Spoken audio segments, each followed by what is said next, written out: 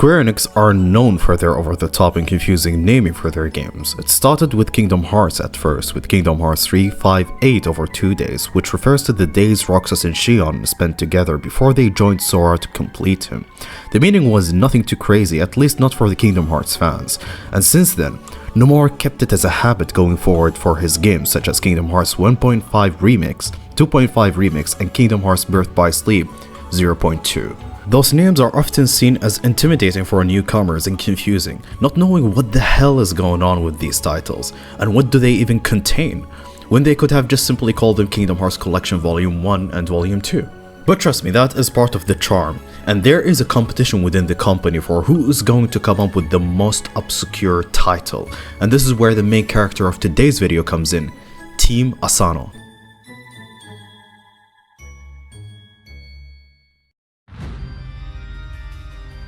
Team Asano is known for developing most of Square Enix's 2D HD titles and the Bravely Default series. This team is famous for not only being good at making modern classics, but more so for their meme-worthy names such as Triangle Strategy, The Diofield Chronicles, and Octopath Traveler. When you first see those games, you just sit there and ask yourself, couldn't they have found any better names for their titles?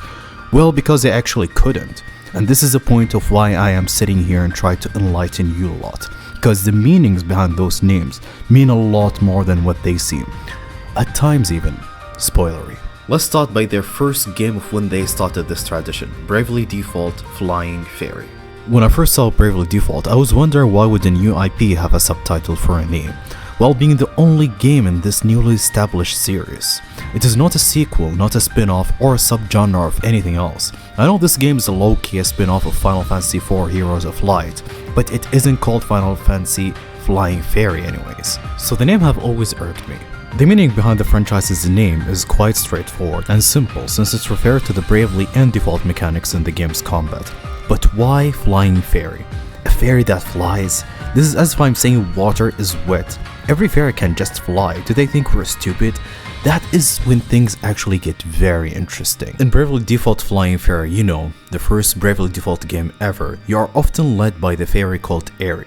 She is this sweet and gorgeous fairy that is often by Anya's and the party's side, leading them and guiding them to save the world by cleansing the crystals and restore their light to the world. よし、これで儀式に入れるわ。念のために解放の儀式の手順をもう一度確認するわよ。クリスタルを解放するにはミコの命。アニエスはクリスタルに祈りをさせ。This noble, cute, caring, and flying fairy was a villain all along. Everything she told us was an absolute lie, even down to her looks. After her betrayal is revealed, the letters F from flying and F from fairy disappears in a haunting manner to reveal the game's actual name. The game would be called Bravely Default Lying Aerie. The twist was right on our faces all along. It blew my mind at the time because how such a plot twist be teased in the title, and it just flew over my head like that. So after this trauma, I said okay, whatever they announce next, I will be prepared to decipher any subtitle they throw into their next game. Shortly after Bravely Default released in the West, months later, Bravely 2nd got announced as a direct sequel to Bravely Default with a subtitle that says End Layer. I was banging my head against the wall trying my best to find the true meaning behind the End Layer bit. Months later, I came up with the conclusion that this simply means this is just the second game for Bravely Default, and this is the end of the duology's storytelling. And oh boy was I wrong.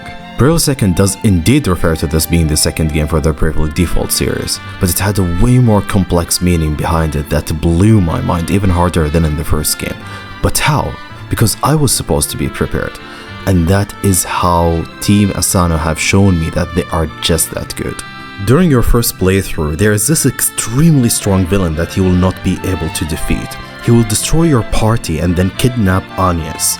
Then after you finish the game's title, instead of deleting letters this time around, it adds 2 letters instead. S to end, and then P to layer, turning the title to send player. But what in the flying fairies does that even mean? Things will make sense once you start a New Game Plus. The prologue plays out normally, unless you use a new mechanic for the main character you, given to you by the game. This mechanic is called Bravely Second, and that is where Send End Player comes in.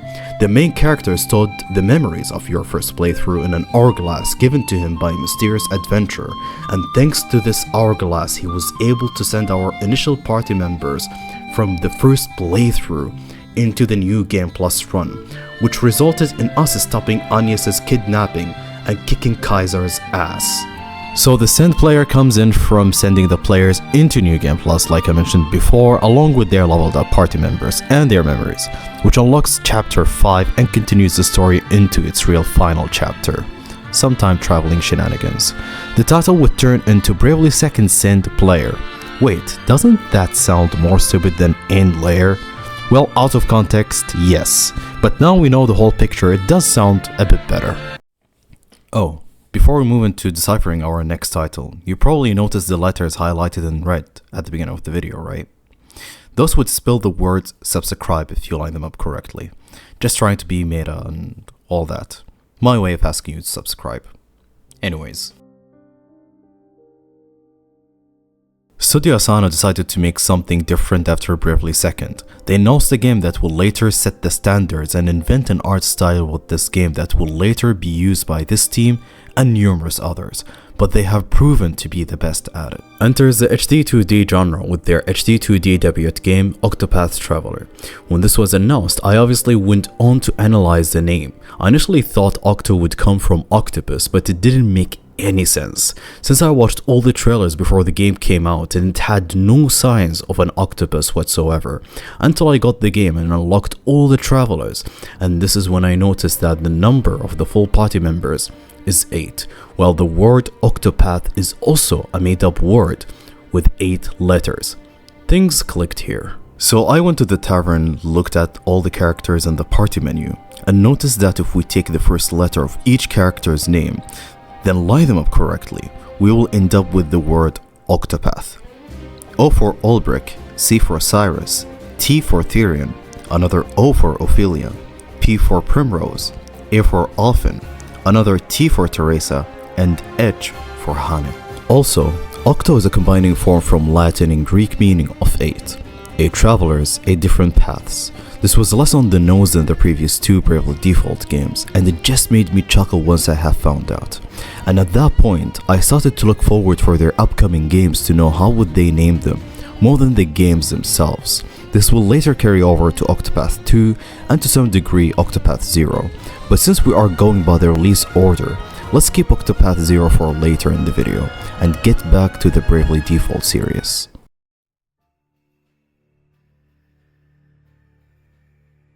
Bravely Default is back from its break with Bravely Default 2 for the Nintendo Switch 1 and later on PC. And to my surprise, this game is called Bravely Default 2 in Roman numerals with no subtitles whatsoever. It just messed up with my expectations. I started to take the Roman numbers and place them randomly between the words and I have found nothing. I felt like I've hit a wall with this one, as I thought the title can't be changed much. So the game came out, keeping my guard up, and I tried to pay attention to every single detail that could hint at the meaning of 2 in the title. So I beat the game, and there were no changes to the titles either. So I asked myself, did I miss something, or are they really done with putting twists to their titles? Well, it was indeed that I have missed something. When I checked the chapter names again, chapter 7 in particular have caught my attention. It is named Twin Pages. It is a direct reference to the game's title, which is number 2, and there is a very good reason why I talked about Octopath Traveler before this one. Because Pages, acronym stands for the 4 main characters' first initial. Does that remind you of something? Doesn't that remind you of the Octopath Traveler name twist? So let's check out the main characters' first initials. A for Adele, G for Gloria, E for Elvis, S for Seth. But Dango, what about the missing initial? Well, remember how End Layer turned into Send Player? Breaking the fourth wall. The missing initial is you, the player. Adding it to the character's initial will form the word pages. So this book is written for you, the player, with your journey along Adele, Gloria, Elvis, and Seth, the main characters of Bravely Default 2. So the twist was not only on the title itself, but somewhere within the game's chapters as well. It is why the subtitle would be named Bravely Default Twin Pages. And that was the last we've seen from Bravely Default. Not too long after, Square Enix announced Team Asano's next project, called Triangle Strategy. This was the most ridiculous and funniest name they have came up with, but I got very excited to find out the truth or hidden meaning behind the name.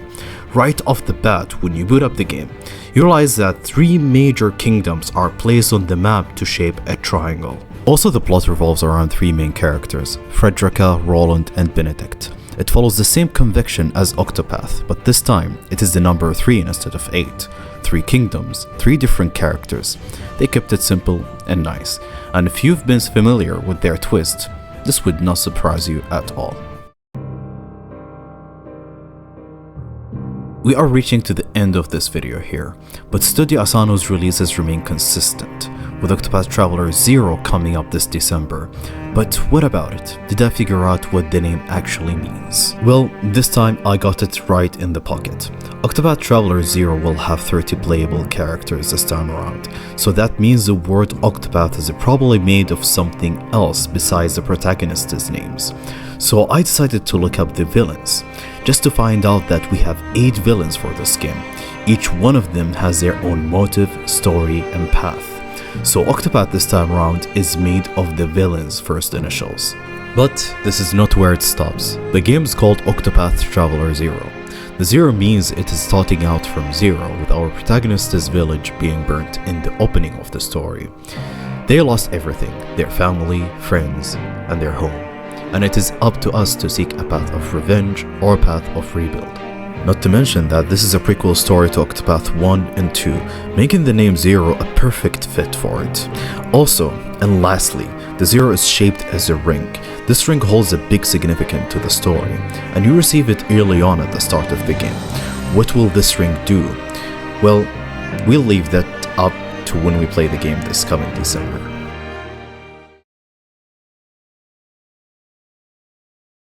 There is one more upcoming game by the studio called The Adventures of Elliot, The Millienum Tales. This title is a mouthful and I have been trying to figure it out since it was announced, but the only thing that I can come up with is if we take the initial of each word, we will end up with the word tomt.